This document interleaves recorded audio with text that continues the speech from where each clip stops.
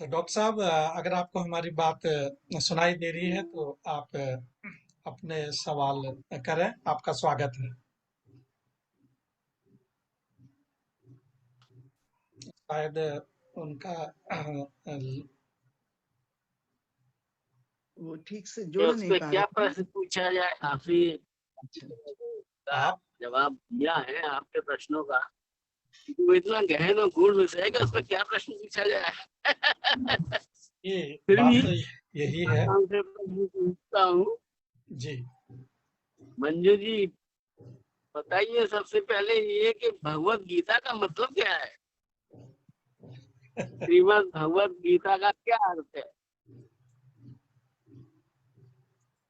श्रीमद् भगवत गीता भगवान के मुख से निकली हुई जो वाणी है उसी को हम लोग श्रीमद् भगवत गीता कहते हैं।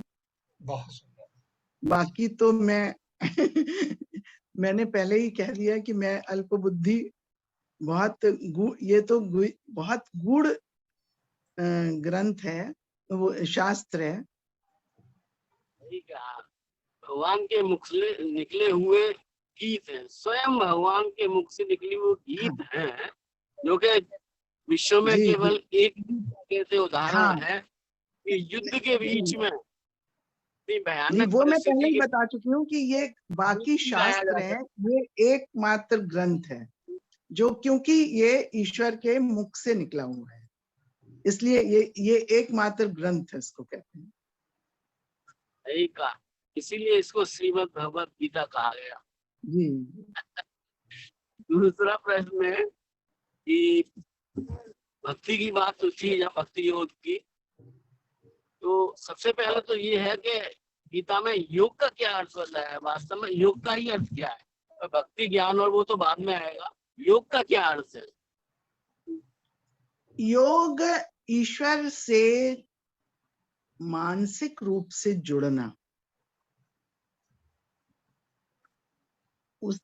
उस एक को, अनेकता, जो हमारी सृष्टि की अनेक विभिन्न वस्तुएं हैं, उनमें महसूस करना, अनुभूति करना, उसकी उस अनेकता में एक की अनुभूति करना,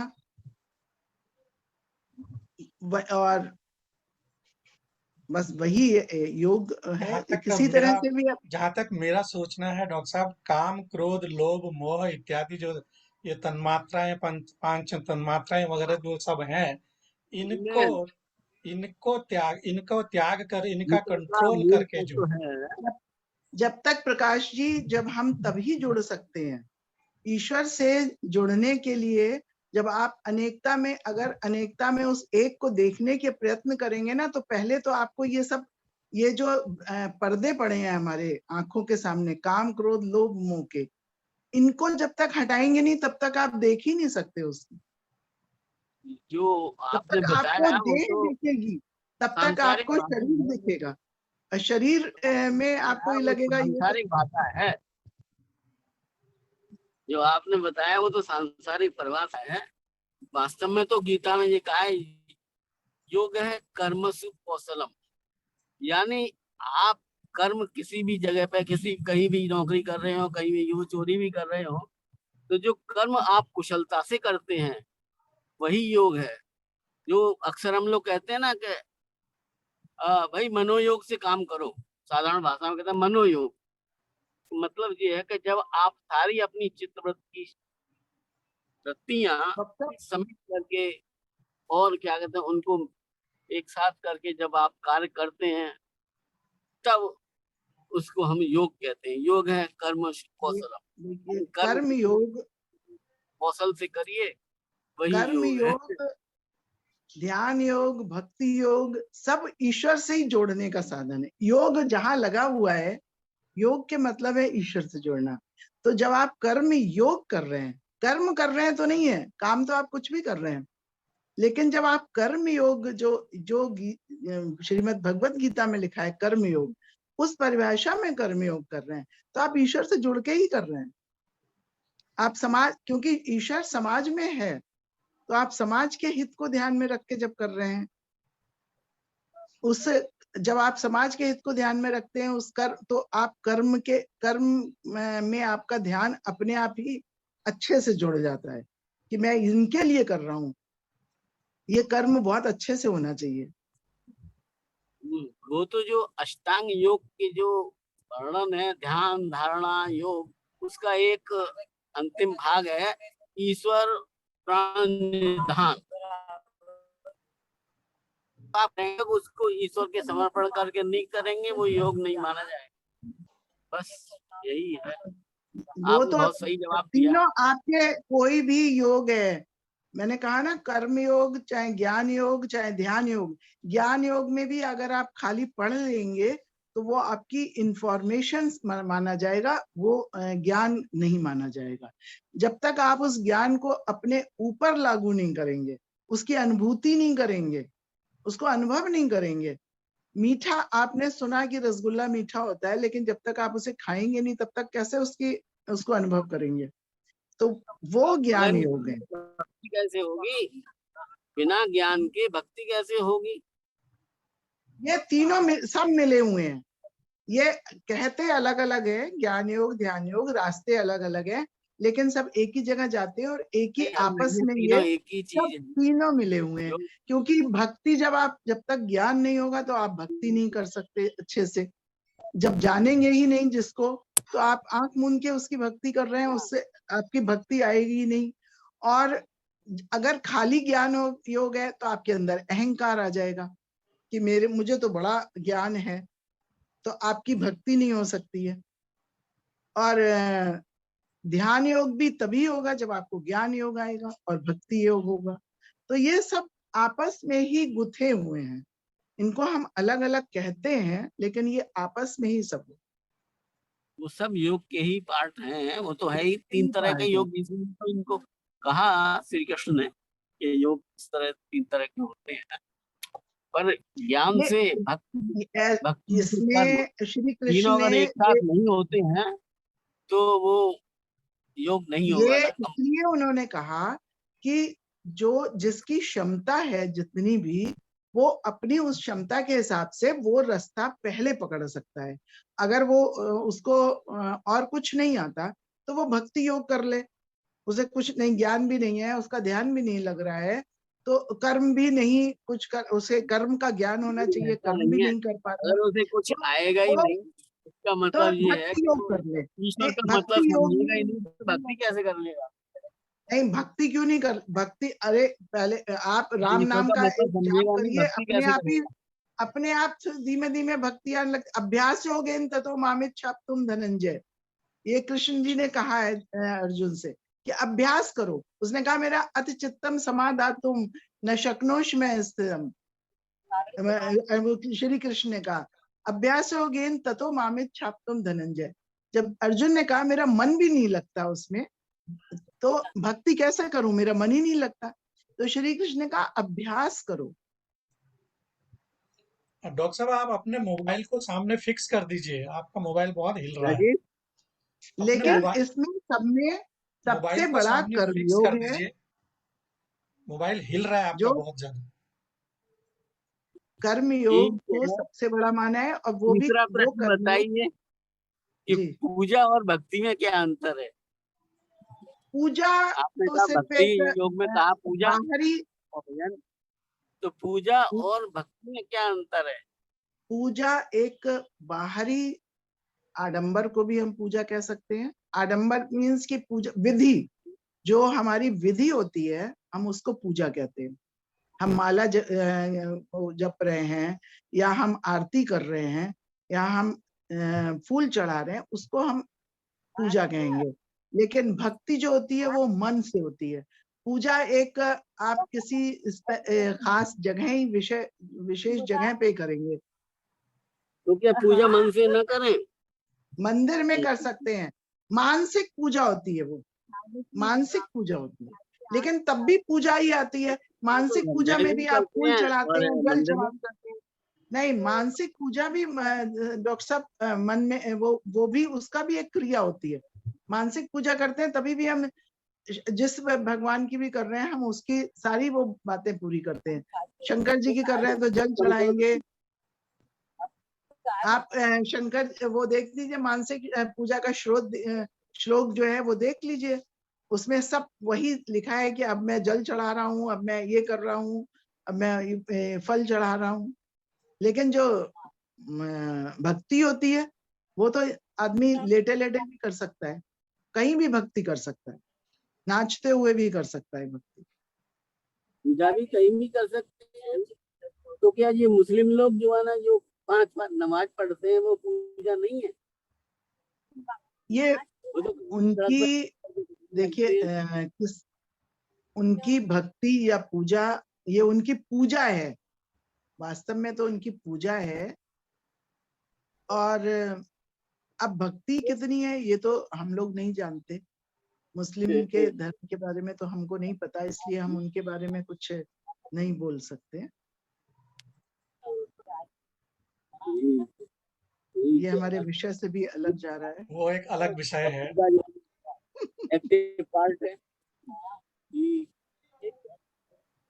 प्रकाश जी आप पूछिए कुछ। मैं अपनी ये तो सीमित अनंत बुद्धि विषय से, है, उसका कोई लिमिट तो है नहीं।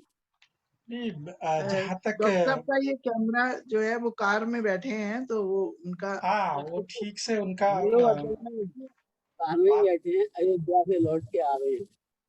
हाँ, इसीलिए अच्छा आपका जो अच्छा, है ठीक से सुना दिखाई नहीं दे रहा है।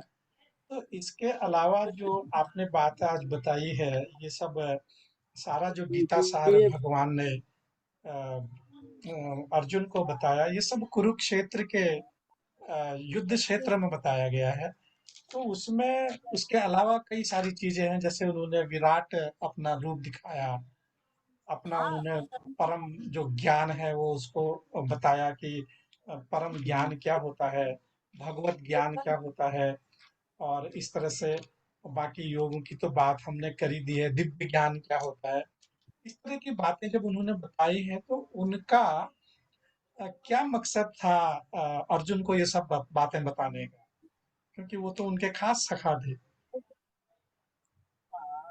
एक तरह से उनका देवताओं के अवतार ही थे उनका वो। मकसद यही था, अर्जुन के माध्यम से वो हर युग के युवा को एक जीवन जीने की शैली बताना चाह रहे हैं।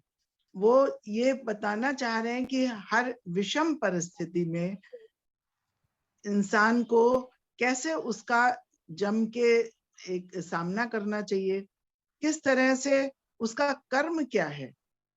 जब जब अर्जुन अपना कर्म भूल गया था, वो उसने जब अपने मोह माया में पड़ के वो अपना कर्म भूल गया, उसने जब देखा कि सामने ये वो लोग खड़े हुए हैं, उसके दादा चाचा सब लोग, तो उन्होंने उसको उसके कर्म का भान कराया कि तुम्हारा ये तो ये सब जो है ये सिर्फ अर्जुन को एक माध्यम बनाया उन्होंने, और ये हर युग के इंसान के लिए, मनुष्य के लिए है। ये कि जीवन किस तरह से जीवन की बारीकियां जो हैं, उसके जीवन के जो तत्व हैं, एक मोक्ष क्योंकि मनुष्य को सिर्फ यहाँ धरती पर ही नहीं रहना है, हरदम एक परिस्थिति। तो उन्होंने कहा कि तुम कैसे आगे बढ़ो, आत्मिक विकास तुम्हारा कैसे हो, वो उन्होंने सारा कुछ बताया है उसमें।